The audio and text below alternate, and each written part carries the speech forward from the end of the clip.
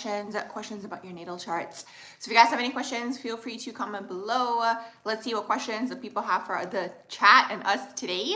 So also, if you guys want your own natal chart reading or progressed natal chart reading or synastry reading, the information for all of that is going to be in the description box below. You guys can go on my website, select on the readings tab, an email window should pop up, and then you guys can send me an email and we'll go from there. So welcome to all the people joining. We'll give people a few minutes to enter the chat and enter the room. What would you guys like to talk about today?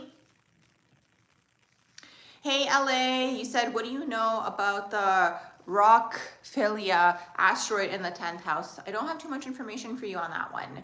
Welcome to all the people joining. I'm answering astrology questions, metaphysical questions, questions about your natal charts. So if you guys have any questions, feel free to comment below. Well, what should we talk about today? Thank you for the likes, you guys.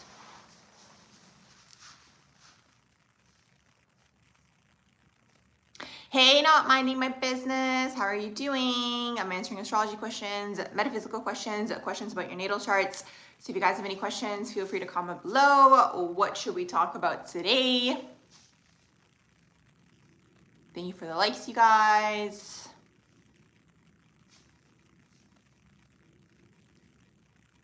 Welcome to all the people joining. I'm answering astrology questions, metaphysical questions, questions about your natal charts. So if you guys have any questions, feel free to comment below.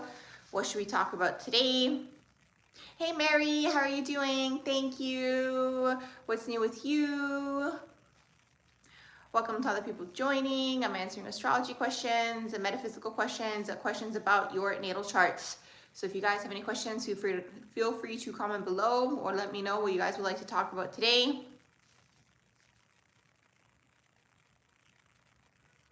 Welcome to all the people joining. I'm answering astrology questions, metaphysical questions, and questions about your natal charts. So if you guys have any questions, feel free to comment below. Raluca, you said sun in the 10th house is good for public related job or solitary one. Thanks. You're welcome. So yes, that's going to be like a public type of job. I mean, it depends on the rest of your energies in your chart. If you'd rather do something that is more behind the scenes, you could, but the energy is there for you if you were interested in engaging with the public, okay? So that's kind of how the energies work in a natal chart. So it's in your favor to do something that is public related, okay? It could be like a public type of job, like literally the public sector in terms of like government and those types of roles, or something where you're engaging with people and working with people. So that is, you said Saturn in the 10th house. I'm not sure if I said sun in the 10th house, but Saturn in the 10th house, yes, absolutely could be this, but usually it's going to be the second half of life, okay? Because Saturn makes you go through all the trials and tribulations until you actually get to that 10th house, okay? Usually after the age of 35, you start to see the benefits of Saturn. Now, it depends what you were doing, okay? Because if you were up to tomfoolery prior, okay, to that time, then Saturn is going to hit you with karma around that period of time as well, right? So it depends what you were doing. If you were working hard towards something and you were, let's say, in some sort of career that you were working toward, because it is the 10th house, usually you will get rewarded, okay? Second half of life. If you were doing something shady, I'm not saying this is you, but sometimes, let's say some people, you know, might engage in like shady activities down here on this earth plane. Saturn usually catches them, right? It's just the nature of this plane. Saturn is actually kind of what's around this earth plane, in my own opinion. Hey everyone, welcome to the chat and welcome to today's live. If you guys have any questions about your natal charts, astrology, metaphysics, or anything you guys want to talk about, feel free to comment below. Hey Nature's Moon, how are you doing? Yeah, KP, no, for sure. You guys can ask questions about me too. Absolutely, if you're interested, feel free to comment below. Mary, you said being an Aquarius sun, Virgo moon, Sagittarius rising seems challenging at 63 years young, finally loving the self, not losing the self. Yeah, because you got the Virgo moon and then the Sag rising, which is mutable. So it probably took you a while to figure out what it is that you wanted to do, who you were. But the Aquarius sun is fixed, right? So that will help you in your journey, absolutely. And in general, I think it's just like the times that we're living in. I think everybody's coming more into like their truth and into their power. Thanks to the internet, we're learning about all of this information and other people's lives and how they're living and these types of things. So I think it's also the time for that as well. So it's a lot of things happening at once. Oh my gosh, good guess. Yes, my rising is Libra. Good guess. You said, what do I think of having Jupiter and Mars square Venus in the 5th house, though you have Saturn in the 7th house? So you have Jupiter and Mars, and it's squaring your Venus in the 5th house. So Mars square Saturn can be friction, I guess you can say, when it comes to your relationships. But sometimes it can benefit you. It depends. Like the square can be like, it can absolutely be a hard aspect, but you can always turn it around and spin it into a positive if that makes sense. Okay, just learning to work with the energies. But like the square, Mars and Venus is like your masculine energy and then your feminine energy are kind of like at friction with each other. You can look at it that way as well. And then Jupiter squaring the Venus. Jupiter is going to want to be free, right? And then Venus is going to want to be the lover. And then Saturn in the 7th is going to be looking for like long-term serious relationships. So there's a lot going on there. There's a lot of karma. You can look at it that way as well. A lot of karma when it comes to relationships for you in this lifetime. So that can be your friends, your lovers, your partners, all these people, okay? Because it's Venus. How did you know? That was such a good guess. How did you know? Thank you. You said you're good, thank you. What's up with this Saturn square moon transit? Do I watch the chart of the moment? That's so interesting. I did look it up today, actually. Usually I try not to. Like I try not to like live within the confines of just like what's going on astrologically, because I do like to believe that we have some free will. But at the same time, Pluto is back in Capricorn, and I feel that like so intensely, especially because it's retrograde. It's at 29 degrees. Like it's kind of like this like shadow has just like gone over like this earth like plane currently. And it's like because it's Pluto in Capricorn, it's bringing a lot of people's like karmic things to the surface. So I think I'm picking up on that as well energetically. So yeah, it's a lot. And then if you're looking at like Saturn square moon transits, that's like a lot of, again, karmic things, karmic feelings, buried emotions coming to the surface for people. So it's an intense time. You're welcome, Mary. Thank you for being a part of the channel. And thank you guys for your likes and shares and subscribes. But yes, so there's a lot of karmic things basically coming to the surface, basically like for the rest of this year, if you think about it, but especially right now because Pluto is back in Capricorn and it's at 29 degrees and it's retrograde. It's leaving retrograde finally this week, but it's still gonna be in Capricorn, and it's just like really dense. I can't explain it any other way. Like me and my friends talk about it all the time. It's just like energetically dense. It's very restricting, and it's like in comparison to Pluto in Aquarius, Pluto in Aquarius felt like a bouncy ball. Like I literally felt like I was like, wee, do you know what I mean? But like now Pluto in Capricorn is like so like rigid energetically. I can't explain it any other way. So I tap into the energy. So sometimes when I'm tapping into something, then I'm going to check, or if somebody sent me something and these types of things. But usually I'm not like checking every single day to see like what's going on. Hey, thank you. Thank you, thank you, thank you. Oh yes, thank you. Hey from Brazil. Oh my gosh, I was in Brazil earlier this year. I loved it. You said Scorpio rising with Pluto and Lilith in the 1st house. Yes, so people either love you or they don't like you, okay, with that Scorpio rising. And then Pluto and Lilith in the 1st house. So you're basically like the shadow master, right? So you come along kind of like a tornado and you bring people's stuff to the surface with that energy in there. So that's why they either love you or they don't like you. It's like polarizing opinions when you have that energy, because it's like either you come through and they're like loving you because there's something within you, again, that resonates with them energetically, or it's like you're triggering their shadows to come to the surface, so they don't like you. So it is what it is. Welcome, welcome, welcome to all the people joining. I'm answering astrology questions and metaphysical questions and questions about your natal chart. So if you guys have any questions, feel free to comment below.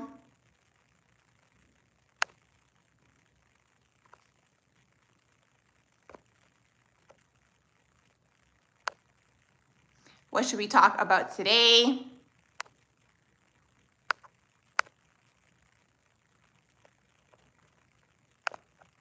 I'm doing well. How are you guys doing? You said any advice or info regarding Saturn conjunct Moon in Aquarius in the 12th house. So this is in your natal chart, right? You've got Saturn conjuncting the Moon, and it's in Aquarius, and it's in the 12th house. That's a lot of karma when it comes to the home. It could have been a strict upbringing. It could have been an intense upbringing. It could have been very traditional with the Saturn conjuncting the Moon. A lot of intense feelings, a lot of intense emotions. And it could have been very cold, the home, basically. And then on top of that, it's an Aquarius. It could have been very detached. And then also the 12th house in there is like the karma with the mother is literally carried over from a previous lifetime into this lifetime. Or even you can look at it as like the dominant feminine figure in your life or the home overall, okay? The karma with the home, you're basically carrying over into this lifetime to clear something that is going on here that you didn't get to fully clear with these people, but also it's like your emotional world as well, okay? So it's like your emotional nature, something here from a previous lifetime that wasn't able to be expressed. But the positive aspect in all of this, the Saturn conjunct moon, and this is gonna be like a hustler, basically, okay? Someone who is like a very hard worker, but at the same time, then like you can put a lot of your self-worth on like always being productive all the time. So you might go into burnout as well. So it depends what's going on. Hey everyone. Congratulations. How are you guys doing? I'm answering astrology questions, metaphysical questions, questions about your natal charts. What would you guys like to know today? I'm not sure what the mystic rectangle is. Let me screenshot that and I'll look that up later. You said Saturn, Mercury, and Venus in the 12th house. You love and hate it. Are they conjunct? Yeah, the 12th house is intense because it's like it's all hidden and it's behind the scenes. And that's a lot of past life enemies coming through to clear karma with those people. Sun can be the father or masculines in your life. Venus can be feminines in your life. And Mercury can be your siblings. And then also Mercury can be, no, Venus can also be your past life lovers or past life enemies coming through as lovers in this lifetime, or like friends also. And then Mercury can also be like your cousins. So past life enemies coming through as cousins or siblings. Sun is past life enemies coming through as the father or masculines. Venus is past life enemies coming through as lovers, friends, partners. So yes, that's a struggle because like you might feel like you don't see people clearly necessarily. Hey everyone, how you guys doing? Oh good, it was accurate. Yay, I'm so glad that that resonated. Hi Safa, I'm doing well. How are you doing? How are you doing as well? You said, what aspects indicate shame? Well, that's a very good question. It's hard to say. I feel like shame as an emotion is something that gets put on people energetically. Like it's kind of something that's like passed down, because it's like when you look at a kid that's born, right? Kids aren't inherently born with shame, right? They're like jumping around all over the place and like they don't notice anything around them. They're like the main character, right? So it's like more like a societal thing or like a generational thing. So it's hard to say which aspects would bring that upon. I always look at shame as connected to the sacral chakra, and then like wounding in the sacral chakra. So anytime someone is like being a liar or they're being avoidant or like evasive in the sense where it's like they're trying to hide something, that's usually connected to shame if you think about it, right? So you can look at Scorpio in the shadow sometimes can be connected to this if you think about it, right? But it's the sacral chakra overall, like in general. So it's hard to say which aspects, because it's like, it's more so like an energetic thing, I would say. But like maybe if you have these energies within your chart, like you could be prone, let's say, to this, right? So for example, let's say you've got Scorpionic energy and like maybe you felt like you weren't accepted for who you were when you were younger, you're more prone to hiding who you are, if that makes sense, right? So anytime people go into like that energy of like double life, not being their true selves, not being authentic, it could be like connected to shame is really what that is, right? Because it's like there's something there that they're trying to hide about themselves, and for whatever reason it's connected to this negative emotion. But then you have to explore and go deeper and be like, well, where is this negative emotion stemming from? Okay, because it's usually stemming from the original two caregivers. And I'm not a psychologist at all, by the way. That's always my disclaimer in these videos. But it's like, you know, probably something happened when you were younger where it's like you wanted to do something and either you got a negative reaction or something of that sort. So it's like, it's just a matter of like embracing who you are and still being who you are at the end of the day.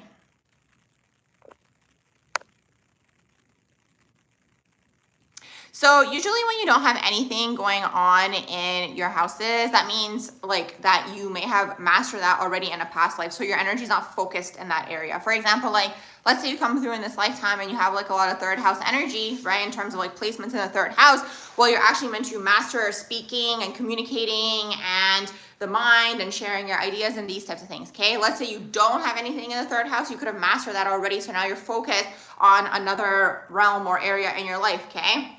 For example, let's say you come through and you have a lot of seventh house energy, you're mastering relationships in this lifetime. Maybe in a past life, it was like a lot of first house, for example, where it's like it was just about the self. And in this lifetime, you come through to master relationships, okay? For example, let's say it's a lot of first house energy, so a lot of placements in the first house. Well, in that case, you're mastering the self in this lifetime is basically what that is, okay? And like in that case, maybe, you know, you were codependent in a previous lifetime or focused on other people and like these types of things. So that's kind of how it works, basically, okay? When you have something empty, it means you've mastered that already. You always have a sign occupying the house, but you might not have placements in that particular house, which means you could have mastered that already. You know, maybe it was something that was already expressed and you're not focusing on that. For example, people with second house energy, like let's say you have a lot of second house, in this lifetime you're coming through to master the material plane, actually, okay? Money, wealth, and also the self-worth as well, okay? Because your self-worth is connected to how much money you make. So it's really interesting to see. So that's kind of how it is. It's like when you have a concentration of energy, you're mastering that. It's also a gift that you may have. Thank you for the likes, you guys. And you know, when you're also meant to be mastering it, you might also face obstacles in that area as well, right? Because there's a focus on the energy regardless. So that's kind of how it works. Hey everyone, how are you guys doing? I'm just going back up. Hey Anita, how are you doing? You guys are awesome. Thank you for being here and your questions. Hey Andrea, thank you for tuning into the live. How are you doing? I'm just going back up here to see who I may have missed. You said, oh, what about Chiron in the first house, visible insecurities? Chiron is the area that you guys are healing through in this lifetime. So when you have Chiron in the first house, you know, similarly enough to what I was saying earlier, even about having like a first house stellium, when you have Chiron in the first, you are healing through the self in this lifetime, like learning who you are, maybe your independence in this lifetime, maybe being a starter, maybe starting something new, maybe being a leader, maybe being a manager, maybe being an entrepreneur, these types of things, okay? Because it's Chiron on that soul level, it is healing for you, okay, when you have Chiron in the first house. So that's kind of how Chiron works. It's the area that you guys are healing through in this lifetime. Congratulations.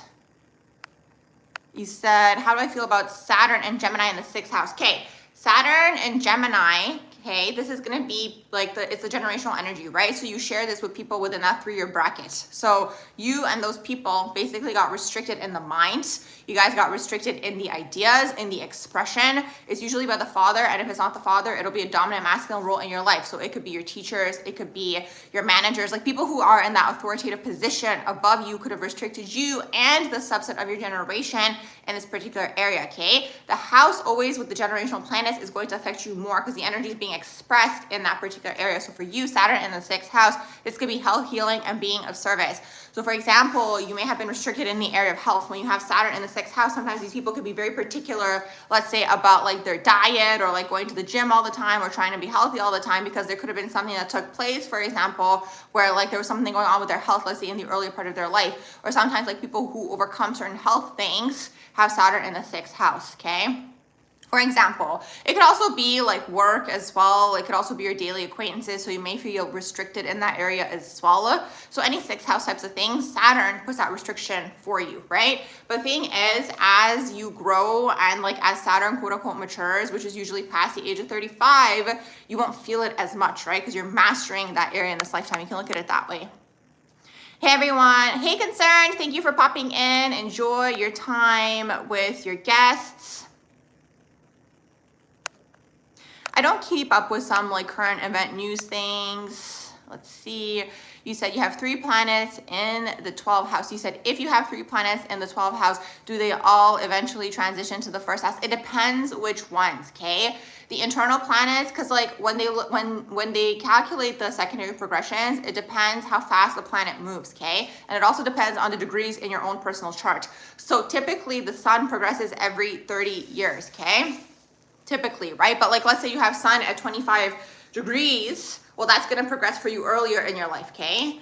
So it depends like at what degrees they are at, right? And then the moon progresses every 2 years. So with the moon progressing every 2 years, I always say to people, it's like, it's what your emotional state is for those 2 years. So the secondary progressions, you look at it as an added energy on top. So it might relieve you from the energy, but the energy in the original chart is still there, is basically what that is. But if you're looking to work on something or like try to launch something like a project or whatever it is, you can work with both of the energies in the original chart and the progressed version of the chart. Now, it's usually the internal planets that do progress, but I've seen the external planets progress. It depends on the person and again, like where the planet is at to see, okay, and how old they are, right? Because again, it depends at what point in time you're checking to see, thank you guys so much for the likes, when, like if that planet has progressed. But typically it's the internal planets that progress and then your ascendant, descendant, midheaven, and IC axis, okay? Those are typically the ones that are progressing.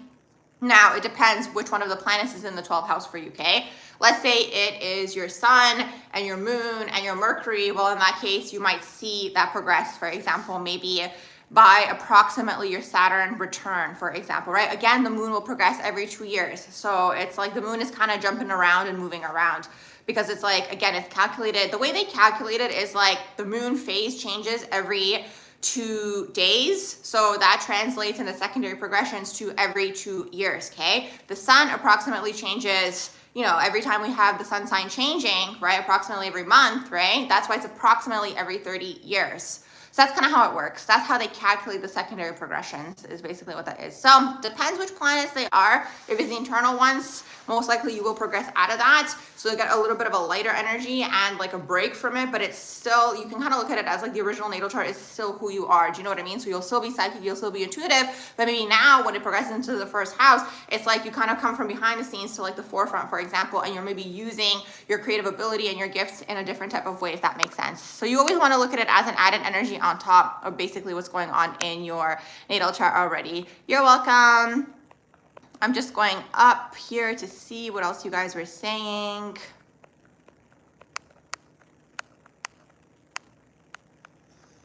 You said, is Moon in Leo make the person a narcissist? Here's the thing, again, you can't look at one placement. Do you know what I mean?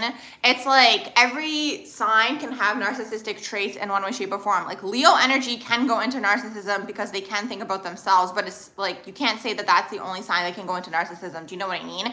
Like you could look at all of the signs and see how that sign could potentially go into narcissism. Do you know what I mean? Like Aries can like maybe just think about themselves, so they can go into narcissism for like that reason, right? Taurus is like building and trying to make wealthy, like trying to make money and become wealthy, right? So it's like they can maybe go into narcissism because they're just focused on that and they don't care about anything else. Do you know what I mean? So it's like you can spin it around for like every sign. So Moon and Leo, like just that placement isn't necessarily going to make the person a narcissist. It depends where they're at, like in their journey, what's going on, what took place, and these types of things, okay? Because Moon and Leo, like it's a fun moon placement. Like those people are usually creative and chatty and they have a lot of friends and, you know, they want to be seen and they want to be on a stage. So it kind of depends like what's going on with that particular person. BRB, you guys. You're welcome. Okay, I am back. You said, is Taurus Mars lazy? It's interesting. I like Mars in the earth signs. I have heard that. The thing is, Taurus does move slower, but I wouldn't say that it's a quote unquote lazy sign. Like in terms of like the Mars placement, like you could have a worse Mars placement. I find that Taurus grounds the Martian energy. Do you know what I mean? So they operate well down here on this earth plane, if that makes sense. So it's like Mars is ruled by Aries. Aries can be impulsive. They can like the novelty of things. They can like starting things. They can be like very excited when they are doing something and then drop it because they start something new. Do you know what I mean? The Taurus Mars is going to ground it. It's going to take the Martian energy, that Aries energy, right? And actually be like, okay, now we're going to start something, but built towards something. And that's actually what thrives down here on this earth plane. Do you know what I mean? So it might move energetically slower because it's like, it's Taurus. Taurus is like slow and steady wins the race. But the thing is they get to their end goal. Do you know what I mean? Versus another sign that could be like scattered. For example, if you look at Aries, Mars, right? It's like, yes, Mars is ruled by Aries, but Aries, again, can like really like starting things, for example. So it's like, because it's always excited and starting all these things, it's like, it's not necessarily continuing something. Again, depending on the rest of the energies, obviously in the chart and the aspects and these types of things. But if we look at the energies just like on their own, right? Like it can just kind of drop things, right? So then Taurus Mars is grounding it, right? So you have to look at the energy, but you also have to look at the energy of the earth plane at the same time. So it's like, it's going to be a hardworking person because they're going to have a goal in mind and they're going to slowly make their way to that goal. It's like one foot in front of the other is basically what that is. And that's what thrives down here, okay? It's an earth plane for a reason, right? So Taurus, Virgo, and Capricorn are energies that thrive down here for different reasons. So I wouldn't say they're fully lazy. If you want to look at one of the Mars placements that could potentially be lazy, it would be Mars in Cancer, okay? That one could definitely go into like being lethargic, lazy, not feeling it, not like vibing, and these types of things, okay? Oh, thank you. Oh my gosh, Angelina, how are you doing? Yes, no worries. What's new? What's the 411? What have you been up to? I'm just going back up here. And thank you.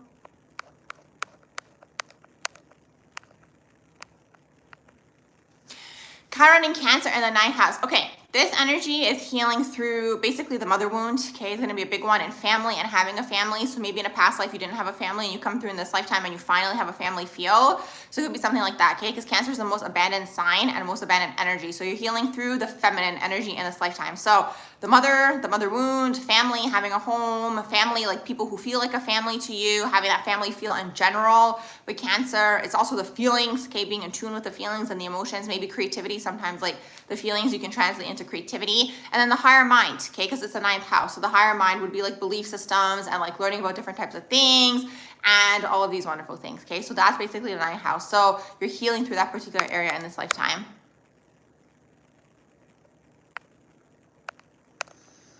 If you're a Capricorn and you're going into the lazy energy, you're probably going into the oppositional energy, which is Cancer, okay? So you're operating out of like the Cancerian shadow, because that's what can happen, you guys.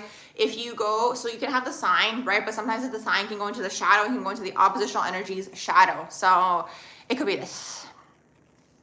How to get rid of a stalker. Oh, that's really interesting. Okay, what kind of stalker is it? Because there's different levels to stalkers. And then if it's like a really serious type of stalker, then maybe you're going to have to get certain individuals involved in the situation. If you catch my drift, I'm just kind of speaking between the lines here. Or is it someone who just like super obsessed with you and like messaging you all the time? Like, do you know what I mean? Like, what kind of stalker is it? I'm just going back up. Hey, Life of Shay Monet. Oh my gosh, I love how that rhymes. You said, any advice on someone who's going through their Saturn return in the 8th house with their North Node in Libra with all these transits going on? Yeah, it's intense. I would say try to ride out the wave with this Pluto and Capricorn energy, because it's definitely going to be intense in general, especially if you have that North Node in Libra going on. It's going to affect the cardinal signs. But yeah, Saturn return in the 8th house is usually like hidden things that are being shown to you during your Saturn return in the 8th house. If you were married prior, you could go through a divorce or like a separation of assets, but you could also get an inheritance, for example, with Saturn transiting that 8th house. So it depends what's taking place. But yes, there's really no, like, there's nothing you can do with a Saturn return other than just like go through it. You know what I mean? Like the only way out is through. Like there's literally nothing you can do, and like try not to resist the energy, because like I feel like the more you resist it, the harder it's gonna be to go through the Saturn return, because it's kind of like a rite of passage, okay? Like the Saturn return is now putting you on the path of adulthood, is basically what that is. So you said you're doing good and you're just working, going through life. Yes. I have, depends which email you have. On here, I have an email. I mean, I haven't changed it, but yes, if it's that one, then definitely you can send me an email. If you go on the About page, you'll find my email there.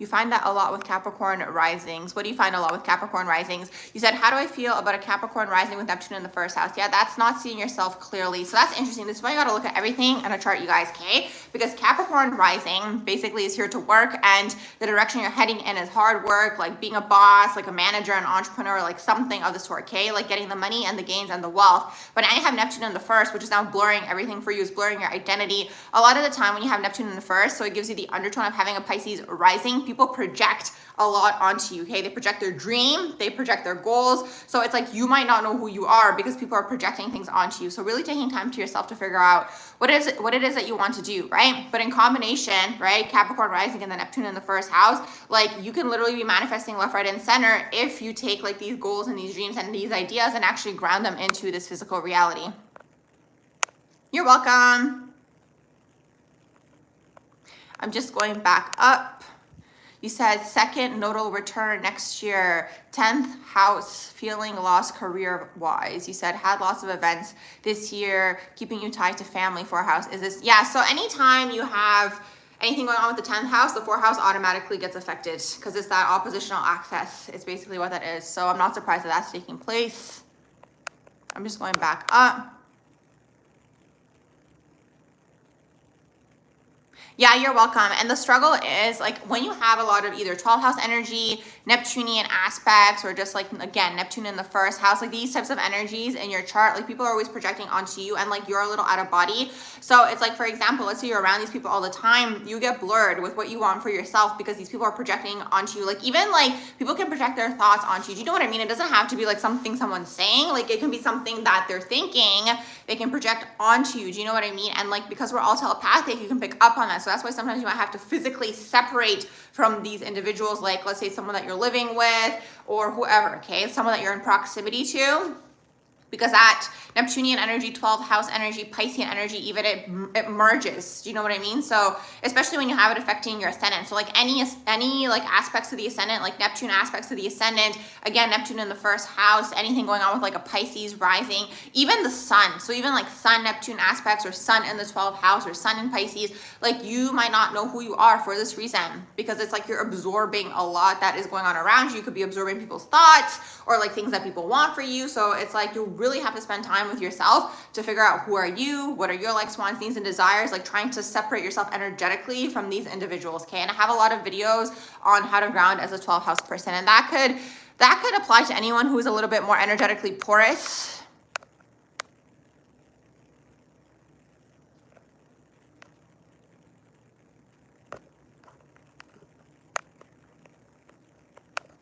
You said, what do I think about Leo ascendant in the second house, Sun, Mercury, and K2 conjunction? Can you tell me if K2 is the south node? I believe that it is. Just confirm if you're still in the chat. You said Pluto is on your Sun, first degree Aquarius. Thoughts on how this manifests? You said you've gotten sober out of debt. Finally, congratulations. Protection year 2. Oh, you said, yeah, protection year 2. You said health issues pop up so far. The health issues could be something else, but the rest of that could be the Pluto on the Sun. Absolutely.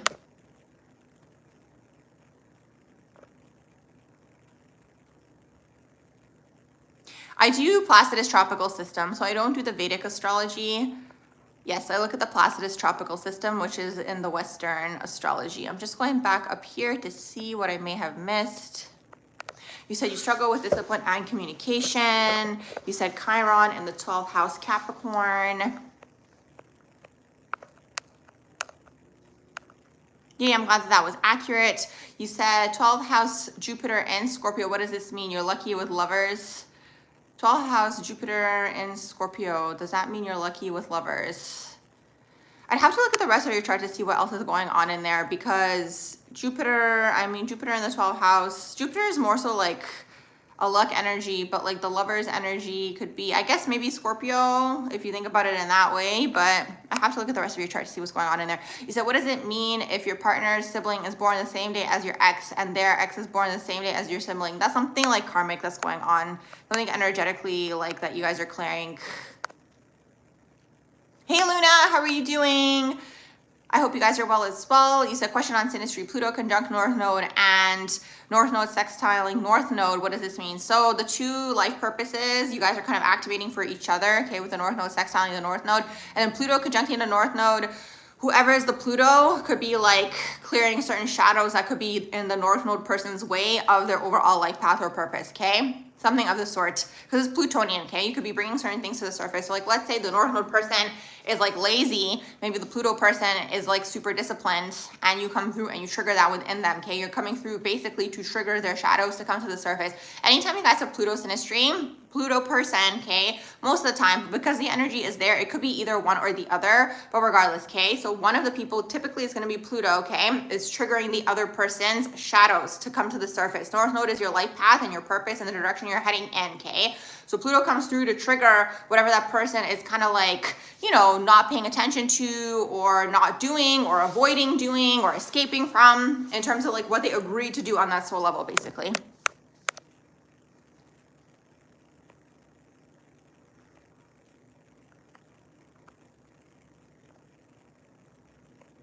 You said, any advice on how to activate that Scorpio obsessive determination? You have Scorpio Mars, but an Aquarius Sun and Pisces Moon, Venus, and Mercury. You feel like they make you lazy. Yeah, because Pisces, here's the thing. It's like, it's not, I mean, in a way, I guess it could be lazy because it's going with the vibe, it's going with the flow. It doesn't feel like it today. It feels better tomorrow. I'll see how I feel. And it's mutable, right? So it's more so like the mutable energy that's kind of like a struggle, I guess you can say, with Pisces. So the Scorpio Mars, okay? Basically with Scorpio energy, you have to find something that you kind of want to win at. Do you know what I mean? Because Scorpio used to be ruled by Mars and Pluto, right? Something that you love to do, something that makes you happy and you want to win, okay? Basically to activate that energy within. And then you kind of have to have that stronger than the rest of the energies basically that are taking place in your natal charts. It's kind of how it works, okay? Because like, it's not always about healing, because the thing is, you're gonna have unhealed people who get to their goal, and they've gotten to their goal because of the fact that the goal was stronger than their wound, right? So it's like you have to have some sort of goal in mind, that it's like your eyes are literally on the prize, you can't see anything else, that nothing holds you back. But it's like, if you have wounding, yes, that can sometimes hold you back, because like you can go into like, especially with Pisces, you can go into distraction energy, or like this feels like more fun, or I don't feel like it today, or escapism, or substances, out of body, kind of like just chilling. So with Piscean energy, you want to figure out like how you can be busy enough, but not too busy. Do you know what I mean? Because if you're not busy, Pisces goes into the ethers and the 12th house as well, okay? Where they're like in Crown Town, that's how I call it, right? In the ethers, having a good time, and like in the imagination or in the psychic realms, like that's where they're chilling all the time, right? So I want to pull it back in, right? And ground. That's the thing with that energy, so. You said you had Venus conjunct Pluto in the 12th house, and you had the most delusional, traumatic, imaginary relationship that changed your life and revealed that your parents treated you badly. Venus conjunct Pluto in the 12th house. So that was in synastry, you mean? You're welcome. Thank you. I'm so glad that that resonates.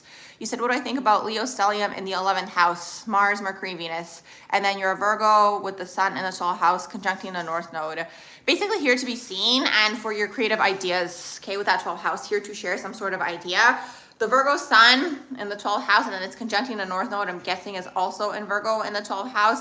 Your current life purpose is something that you probably weren't able to complete in a previous lifetime. Probably something to do with your ideas. Maybe it's like an invention.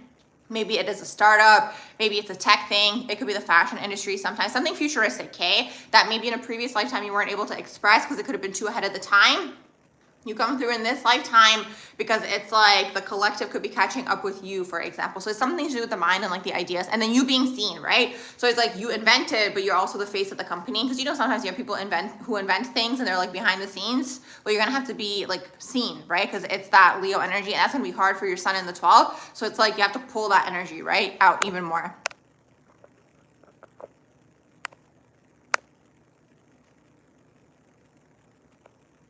Yeah, there it is. See, anytime you guys have any sort of Plutonian relationship, so either, okay, usually what happens, what I've noticed is like, either you're born with the Pluto energy in your chart already, Pluto or Scorpio, anything of the sort, where you're like clearing shadows in general throughout your life, so you're used to the energy, or you engage in some sort of Plutonian dynamic that brings things to the surface for you. Somebody is bringing something to the surface. Usually I find it's happening on both sides. One person might feel it more, depends what's going on with all the aspects basically, okay? But that's kind of how it works, what I've noticed with people. Either you have it already in your chart, or you go through an activation period. And usually like people these days might call this like a karmic relationship, right? Although I find everything to be karmic, but when we look at those like intense karmic relationships that people talk about, I feel like they're referring to Plutonian types of relationships where it's intense, it's heavy, you know, there's a lot of things that are coming to the surface. It's like a pull energetically, and these types of things. Raman, you have a Scorpio stellium in the 12th house, and you're a Scorpio rising as well. So everything that I just said about the shadows of life is probably going to resonate with you with that Scorpio stellium, and it's in the 12th house. So you're like really coming through people's lives like a tornado. So sometimes you're the Scorpionic person. There's that other aspect of the story as well. Sometimes you're the Scorpionic person who's coming through people's lives, kind of like a tornado, to bring things to the surface for them, is basically what that is. Now, what I will say, it depends where you're at in terms of the Scorpionic evolutionary journey. Because if you're more underdeveloped, the chaos could be happening to yourself, right? You could be going more into just like the shadow Scorpio energy. It could be self-sabotage types of energies and these types of things. So it's like you kind of want to figure out like a direction for that Scorpionic energy, which is what we were talking about earlier as well. You're welcome. Okay, so finding out life purpose in your natal chart, you can look at your North Node. You can look at like what's going on with all of the energies in general. Like, do you have a stellium taking place in your chart? Do you have a lot of energies concentrated in one area? It's kind of like everything at once, if that makes sense. But yes, North Node can also tell you this as well. So that's kind of how I look at it, because usually like when I'm looking at a chart, I'll see what's going on with that person's energy. Like I will see, you know, like the gifts that they have, maybe obstacles, challenges in this lifetime, certain karmas that they have to overcome. So a lot of the time, if you're overcoming something, it's usually a part of your life purpose, if that makes sense, okay? because it's like, that's just the way that this earth plane works. It tends to target the area that you're meant to be prospering in for whatever reason. It's like the plane of duality. You said, what's going on? Your man is a Cancer stellium and he's really pulling away and being erratic since the eclipse. I mean, it's probably the Capricorn Pluto. The Capricorn Pluto energy is affecting the cardinal energies the most. So there's probably certain things that are coming to the surface. You're welcome. Hey, how are you guys doing? Advice for Mars and Libra. That's a little bit of a struggle because that energy can be very indecisive when it comes to their goals and what they want to do. They might like kind of pick goals based on like people pleasing reasons. So for example, let's say unconsciously, like there's something that you feel like your family wants for you or your partner wants for you or society wants for you. Like Libra's going to be going through that debate when you have it in the Mars, right? Because you always want to look at the oppositional energy, right? So Mars is ruled by Aries, okay? So when you have it in the oppositional energy, which is Libra, you want to look at how is Mars and Aries operating.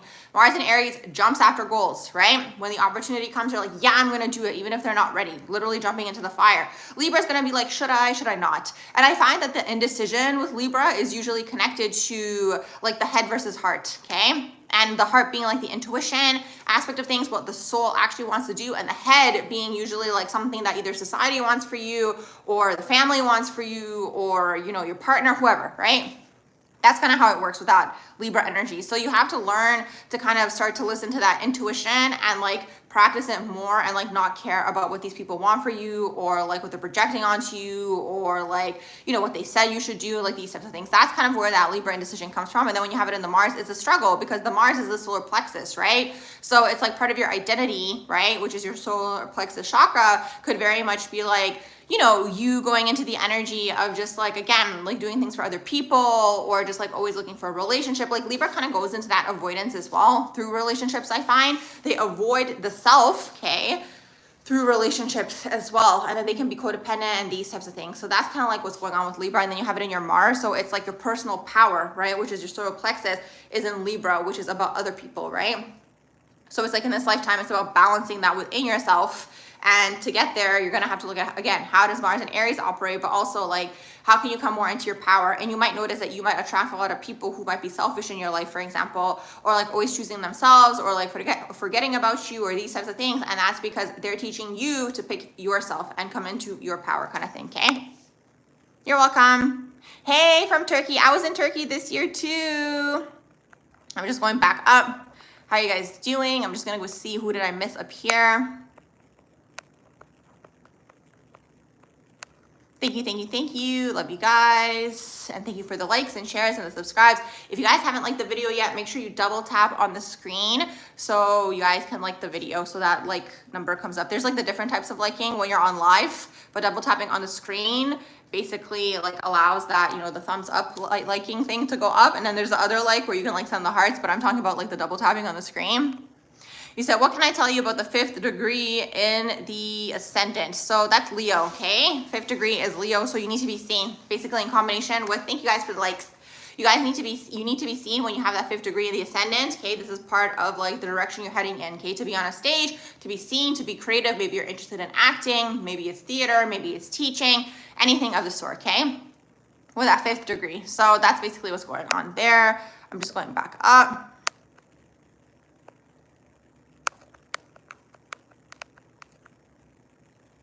You're welcome.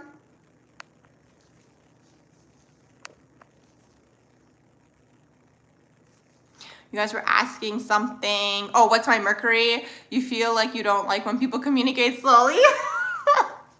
And then you said, like, get to the point kind of thing. Yes, you guys get me. Literally, I can't. Like, when someone's, like, taking 5,000 years to explain something, I'm like, what is going on here? Like, in my mind, I've gone to, like, Japan and come back already. Like, what's going on? Like, are we going to land in this conversation? Yes, absolutely. That's the thing. So my Mercury is in Libra, though. It's not in Aries, and it's not in Gemini, like one of you guys guessed in here. Cancer in the 2nd house, so you can make money through Cancerian types of things. Hey, how are you guys doing? You said you have a lot of first house energy, Scorpio rising, Lilith, and Uranus in Sag. Basically meant to focus on the self in this lifetime and figure out who you are. You probably weren't able to in a previous lifetime, okay? So you'll see this taking place with that first house energy. It's like you'll always be unconsciously picking yourself and your path versus, let's say, relationships. If you're going into like picking relationships always and like kind of going into the codependency where it's like you're sacrificing your dreams and your likes and your wants and your needs and your desires for other people, that could be like a past life patterning, for example, that you're meant to clear in this lifetime.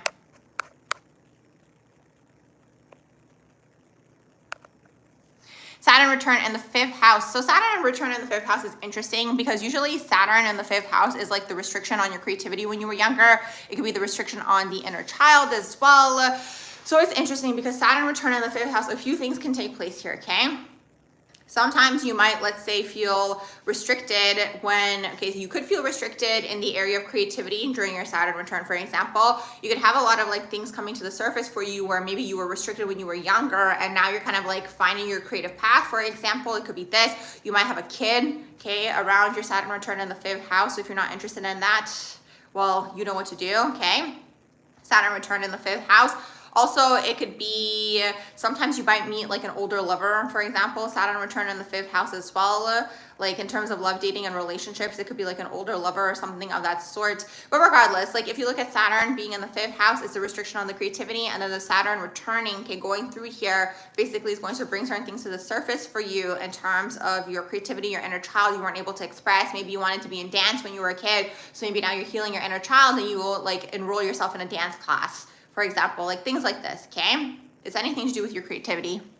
Usually connected to the father or the dominant masculine role in your life, okay? Or anyone who was an authoritative figure. You said, how should you interpret your Scorpio Lilith trining your Pisces Venus? So a lot of shadows for you probably come through relationships, and you could use your sexual energy to manipulate in relationships. So something to pay attention to, okay, with that Scorpio Lilith, because that Scorpio Lilith energetically can kind of be like doing things behind the scenes, okay, when it comes to their relationships. It's kind of like they're using their energy to like get what they want. So you can like twist that whatever way you want, whether that's good or bad, but it's like it could go into manipulation energy, absolutely, okay, because the Lilith can be the dark side of the self, okay? And the Pisces Venus, like Pisces is like all about love, right? They're all about unconditional love. So when you have it in the Venus, you're like a lover is basically what that is. But it's like the Scorpio Lilith trining in there is gonna kind of give you like a little bit more of like a darker element when it comes to your relationships. And in general, you can have shadows come up in yourself and like through other people. Like the other people can have their shadows activated as well, okay? Because the energy is present, you guys, okay? That's kind of how it works. Like the energy is in your chart. So it's either gonna be you or it's gonna come up like in other people towards you. That's kind of how it works, okay? Thank you guys for the likes. Thank you guys. You guys are so awesome.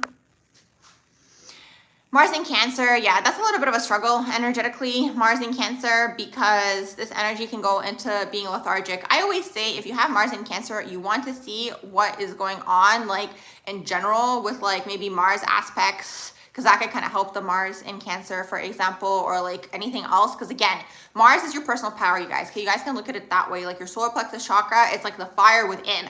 You have it in Cancer, Cancer will make you lazy. It will make you lethargic, okay? When you have Mars in Cancer. So it's a little bit of a struggle. It can make you suppress your emotions, you know, it can not be necessarily argumentative, wanting to keep the peace and then explode. And then usually with Mars in Cancer, when it's underdeveloped and it explodes, it's like crying, it's tears, it's everything at once, okay? It can go into being passive aggressive. So again, knowing these things, you can change those things about yourself, okay? But the biggest thing for Mars in Cancer is being lethargic and lazy, okay?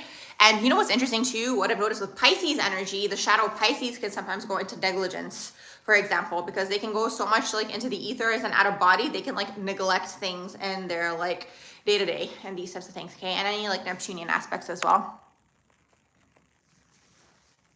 You said, will there be a Saturn-Pluto conjunction or Mars-Pluto conjunction video? I mean, I could do that for you guys. It will be a while though, because I'm currently editing a few videos for you guys, but I can definitely add it to my list. Saturn-Pluto conjunction and then Mars-Pluto conjunction. Mars-Pluto can, I mean, it can go into one of two directions. It can be aggression, or it can be like someone who has a lot of stamina energetically for like achieving their goals, or you can have a lot of sexual energy as well. So that's the thing with sexual energy, you guys. So it's important to understand, right? Like the lower version of sexual energy is going into aggression, okay? Or just sprinkling it all over the place and depleting yourself of life force energy, okay? And then when you deplete yourself, it's like you might be looking for more through other people, but it's like, it's because you've depleted yourself, right? So you want to rein the energy back in, okay? Pull it like back to you. energetically, because it's like when you're expressing it in the divine version, you incarnate with a lot of sexual energy in general to be able to have that stamina to create something, okay? So it can be someone who is very much a hard worker, okay? Mars, Pluto conjunction, but also at the same time, there could have been abuse, for example, when you were younger, or the person can become abusive themselves, right? So it depends, right? It depends, because it's a plane of duality at the end of the day. So it depends like how the energy is being expressed. But the divine version of this is someone who is a hard worker, going after their goals, like will do anything to get to the end goal. Okay, the eyes are on the prize, focused, you know, like really like determined, disciplined even, especially like the Saturn, especially if you have that in there as well. So it's this.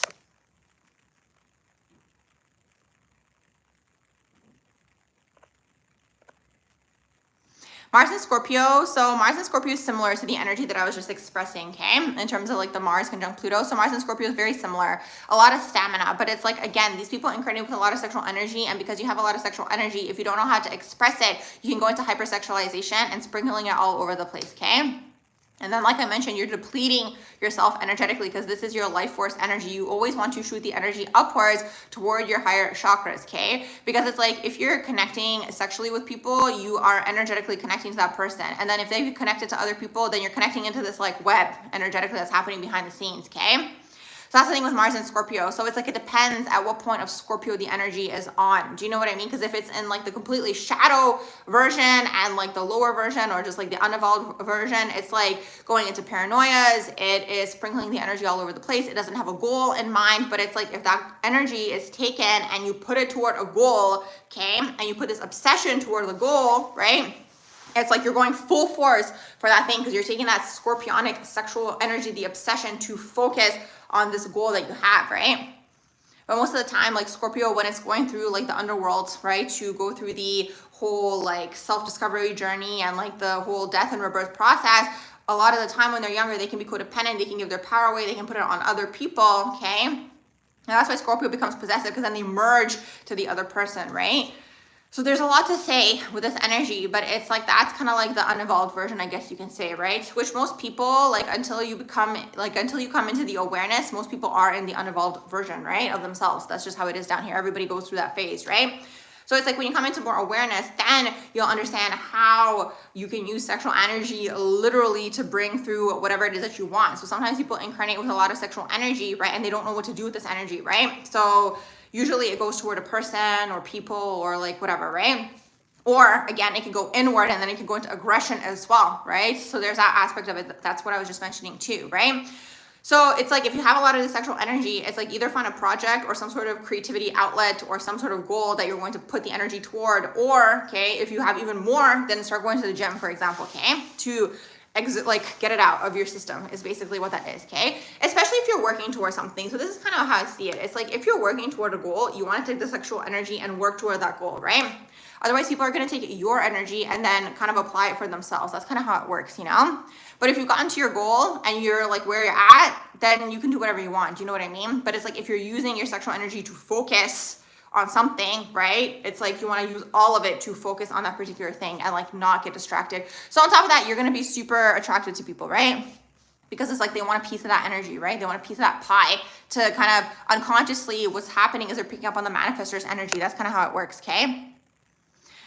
No, I don't have any geographic astrology. I don't do any sort of predictive astrology or anything of that sort.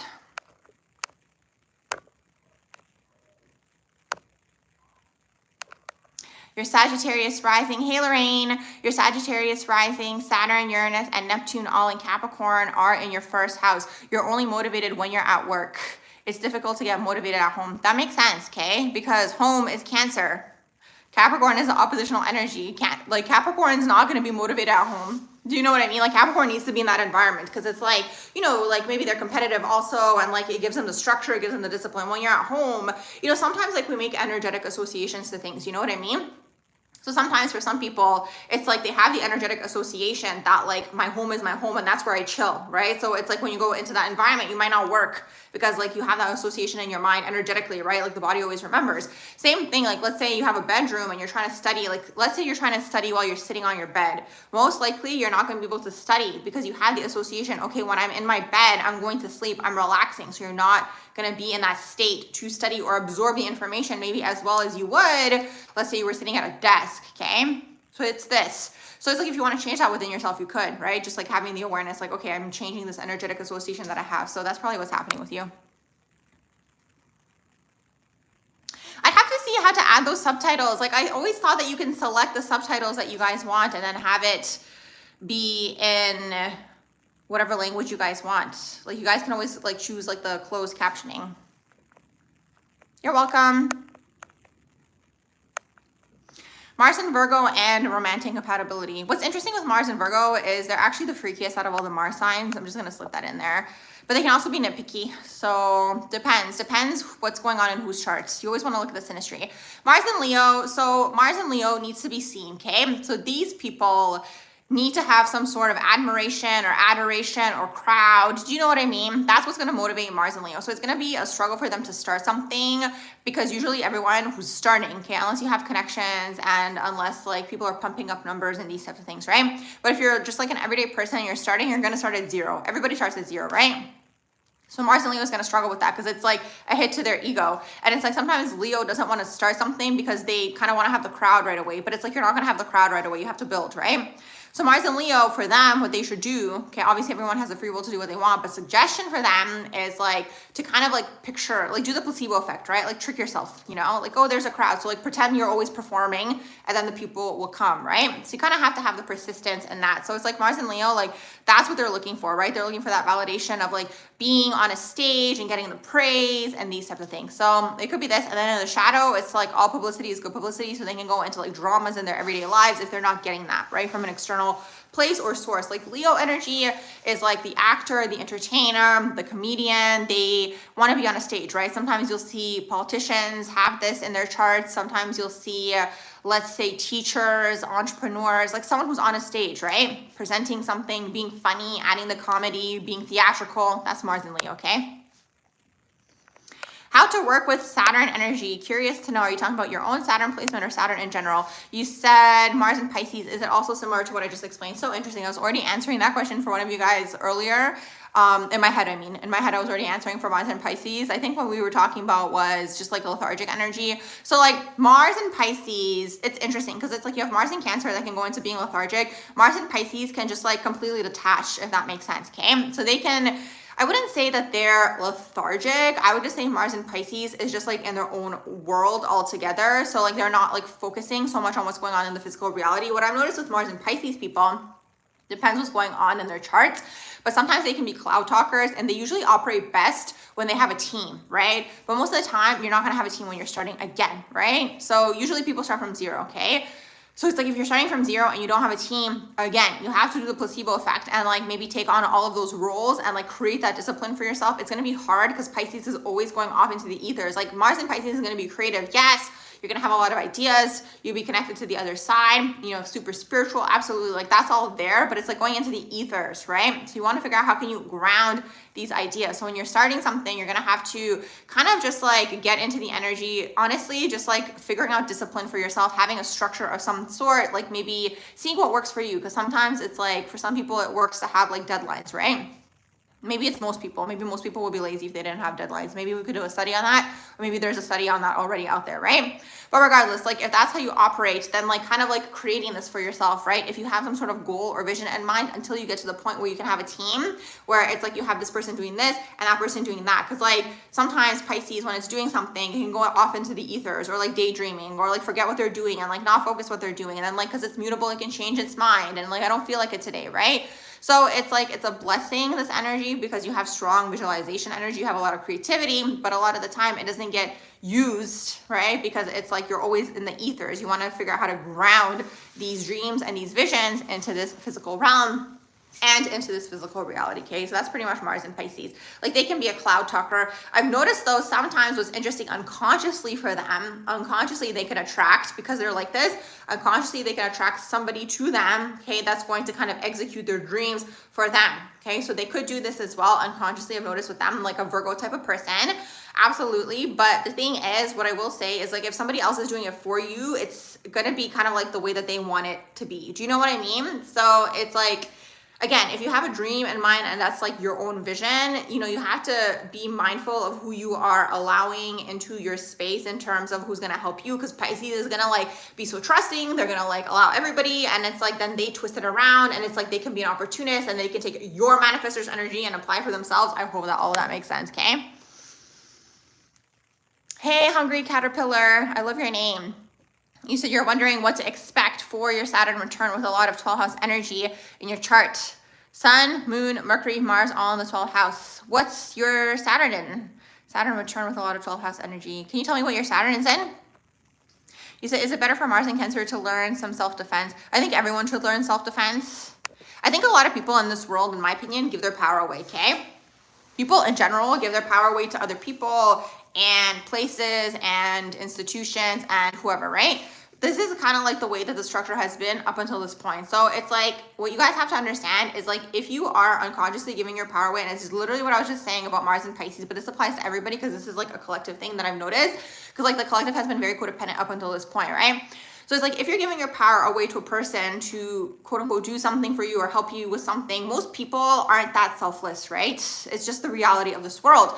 So it's like, if you are going to give your power away to that person, and I see this a lot these days, and I don't know if it's because the economy is bad, but like the whole conversation of just like providers and like people giving away their financial sovereignty to another person. If you're in a Western country, there's no reason for you not to have your own financial independence and your own financial sovereignty. Do you know what I mean? Because anytime you're giving away your power to another person, you're gonna have to listen to them. Do you know what I mean? And their rules and how they want things and these types of things, right? So like people can get like tricked on this energetic plane, especially again like Piscean, like, you know, like 12 house types of people who are like very just like, again, all about the unconditional love and like the high vibes. Like what can happen with these people, it's like an opportunity can come through and like you'll get so excited, you're like, oh my gosh, like this person, you know, wants to sign this deal with me or whatever, and it's like an opportunist. Do you know what I mean? Which is like, we're coming out of the age of Pisces, which is nice. You know what I mean? If I'm speaking a little bit between the lines here, but it's this. So it's like, it's good for people to learn all these things, to come into their sovereignty. I feel like a full being is someone who is sovereign in every realm of life, is basically what that is, okay?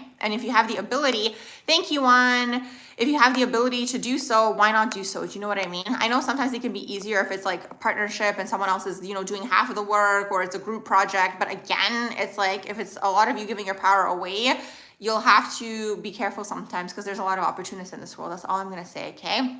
In general, about everything. You said any special benefits for having a Mercury rising in the birth chart?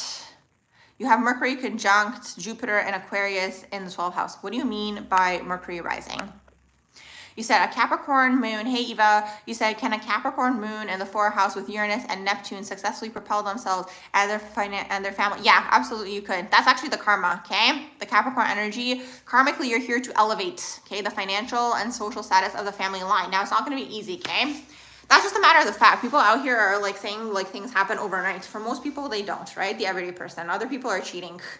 But that's a whole different story of like how they're getting to certain places. But if you truly understand the nature of this plane, it's hard work and effort. So Capricorn energy understands that from a young age, okay? So that's why they start hustling. I always joke and I say it's like right out of the womb, right? Because they have this awareness that things take time down here, okay? It's Saturnian. So if you're doing it just like the way that the everyday person is doing, okay? And you're not cutting corners.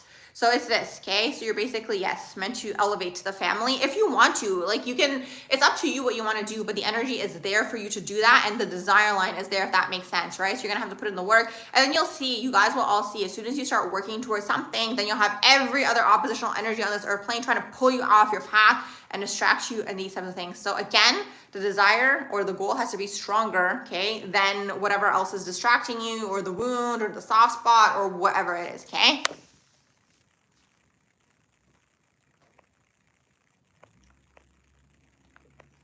How are you guys doing? You said, hey, Carlos, you said, can I talk about the spiritual / energetic implications of, and then you said, lesson / healing after learning of Chiron being in the 8th house, and you said brackets Aries opposing Chiron in the 2nd house, plus any financial insights. Okay, so hold on. Chiron is in the 8th house in Aries, and it's opposing, hold on, Saturn is in the 8th house and it's in Aries, and it's opposing Chiron, and that's in the 2nd house of Libra. And you said any financial insights. We'll try not to go into fast money. Thank you, Nora. You're so kind. Yeah, try not to go into fast money, because Saturn is definitely going to catch you on that one. Let me just leave it at that. Okay. Fast money, get rich quick schemes, gambling, like any lower level society types of things that like get people rich quick. Okay. That's like a ticking clock down here. Okay. Because it's like you can get it fast, but then it's also kind of like it's going to leave very quickly as well. Okay. With that A house in there. And then Chiron in the second, it's personal finances that you're healing through and relationships actually. So making connections could probably assist you in this lifetime in terms of your financial success, like who you're connecting with, because it's Libra. And you might be someone who like is charming, for example, right? And like you know how to talk to people and like get to where it is that you're trying to go, okay? For more financial information, I'd have to look at what else is going on in your charts. You said, how do you activate Capricorn in the second house with Neptune and Uranus in there? I feel like a lot of these people, I have a video on this actually, I call them the leaders of tomorrow. I feel like a lot of these people are going to start coming online from like when Pluto officially goes into Aquarius. Because like, okay, so you have like Neptune and Uranus in Capricorn, right? So it's like up until this point, you'll see a lot of these people. So most of them are subset of millennials. You have some Pluto and Sag like people in there as well. But mostly it's like the Pluto and Scorpio people. Anyways, you'll see a lot of these people with that particular conjunction, like they were clearing through a lot of karmic things and they were also energetically getting prepped, okay? So you'll see a lot of them have like side hustles, right? Because they're kind of like developing business skills. So they'll either be changing the systems from within or they're going to be leaving the systems altogether, okay? That's the way I see that energy. And you'll see more of this as Pluto goes into Aquarius, right? Because Pluto being in Capricorn, all the Capricorn people were going through it, right? And now it's back in Capricorn. So it's like they were really karmically clearing a lot of things because Capricorn is karma, right? So it's this. And then Capricorn in the second house, like that energy is like the more money that you make, the more money that you will make. So you always want to be making money basically, okay? You're welcome.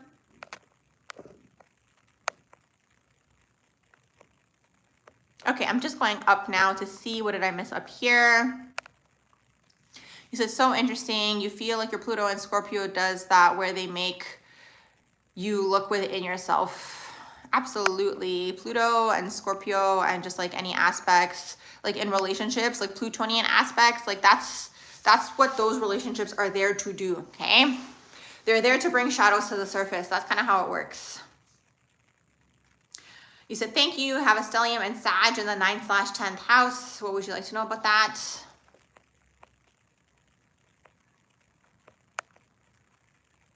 What aspects do I think is lucky? Usually Sagittarius is lucky.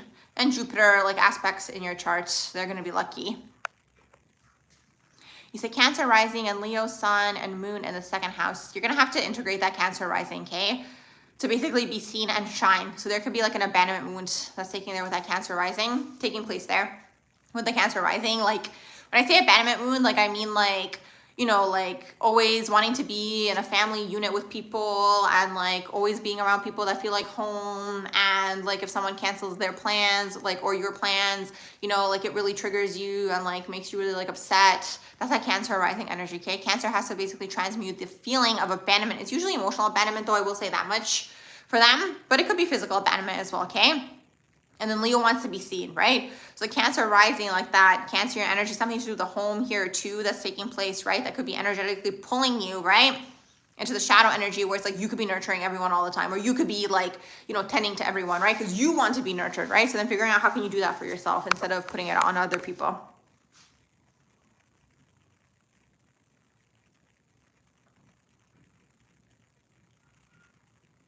You said, let me just see. Yeah, I'm not sure what Mercury rising is. I've never heard of Mercury rising. Maybe I can look it up after. You said this moon fall in the A house. You feel like your Sag moon was blocked by this house. Are you right? Well, your Sag moon wants freedom and then the A house wants the depth. So that's basically what's going on with that. So it's intense to have moon in the A house because that's a lot of like shadowy things when it comes to the home that you don't see. Maybe even until later for moon in the A house. The Sag moon wants to have fun. You know what I mean? Sag moon is like, I'm here, I'm there, I'm everywhere, right? That's the Sag moon. Like they're bouncing all around the place, all around the town, and these types of things, okay? But then the moon in the 8th makes it like serious, makes it deeper, right? So it doesn't allow, let's say, that Sag moon to fully be in that like, energy. Do you know what I mean? Like the freedom, the fun, the bouncing around, traveling, all these types of things, okay? So that's Sag moon. And then yeah, the A house, it's just like a lot of karmic things basically that have to be clear. But what I will say is you're going to be intuitive. You're going to be psychic. You might be a medium with that energy. So there's a blessing. The blessing is there. But it's just going to be also a matter of transmuting lower vibrational emotions, right? So again, Sag could want to be free, but then you have the 8th house, and the 8th house could be like jealous, for example, okay? Or controlling, or like really attached to people, where it doesn't allow the Sag energy to fully be free in the way that it wants to be free. So that's why you got to look at everything in a chart, basically. You're welcome. Okay, let me go back up and see what else were you guys saying in here.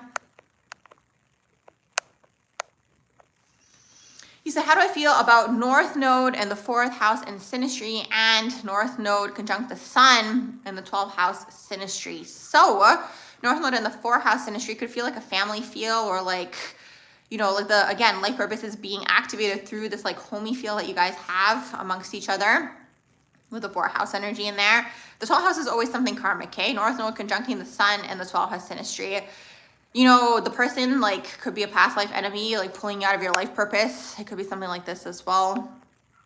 Oh, good. You're better pursued, or you said you're better prepared to pursue your career. That's awesome. Are Pisces usually rich? Depends. It depends which way the energy goes in terms of Pisces. Like, sometimes they can spend a lot of time in the ethers and not grounded in reality. And it depends what else is going on in the natal chart as well. You said, can I tell you what your 1st house means in a nutshell? You said Scorpio rising, Uranus, and Lilith all in, you said you have it in Sagittarius, and it's all in the 1st house. Once again, anytime you have 1st house stellium, you're here to master the self, basically. What would you like to know, Anita? You said, any insight on how a Virgo rising can become more comfortable with being seen / perceived, with Leo being in the 12th house? Depends also how old you are, Carlos, because sometimes that 12th house sun comes out of the 12th house and it moves into the 1st, and then you might feel more comfortable being seen like at that point in time. It could be this. Virgo rising wants to help everybody. So the thing is, like, Virgo energy can like burn themselves out because they're, again, like tending to everybody. Like, they want to help everybody. They want to make sure everybody's good. And then it's like, you know, they fill everybody else's cup and then they don't fill their own cup. You know what I mean? It's like you always want to learn to fill your own cup first, you know? Even back in the day when I used to teach in person, what I would always say is, like, even when they like teach about like a plane going down, they're basically teaching people to like put on their own mask first. Like, let's say they have a kid with them or whatever, right? So it's like you put your mask on first and then you put it on for the kid or whoever else is around you, right? So it's like this. Oh, good. I'm glad that the Cancer Moon video resonated. Yeah, Cancer Moon is an intense one for sure. You said you have a Capricorn, or you're a Capricorn sun, and you have your rising in Aquarius, having Pluto move from your sun to your ascendant, feeling like, you said, feeling the need for a collective shift internally. Will I make a video on when Pluto enters Aquarius? I don't think I have a video on Pluto in Aquarius. Let me think. I did the generational videos. I don't have one on Pluto entering Aquarius. I did one back in the day where I saw humanity going, but I took that one down. Like, that one was based off of like where I saw humanity going in terms of the Pluto energies. It's just like I went really like in the crown in that one. And like, I'm trying to stay away from like new age concepts as well and like topics. So yes, but like in terms of like Pluto going into Aquarius, you know, it's going to be more like, it's going to be maybe like more digitalized money and finances. It's going to be more techie during that period of time as well. Pluto going into Aquarius. I feel it, to me, it's more freedom. It's more individuality based as well going into Aquarius. So it's things like this. But yes, maybe I can add that to my list. It won't be for a while though, because I am going through the ones that I've done currently, but I will definitely add it to my list. What else are you guys saying in here?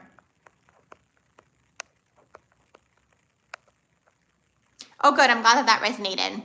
Okay, if you guys want your own natal chart reading, progress natal chart reading, synastry reading, the information for all of that is going to be in the description box below.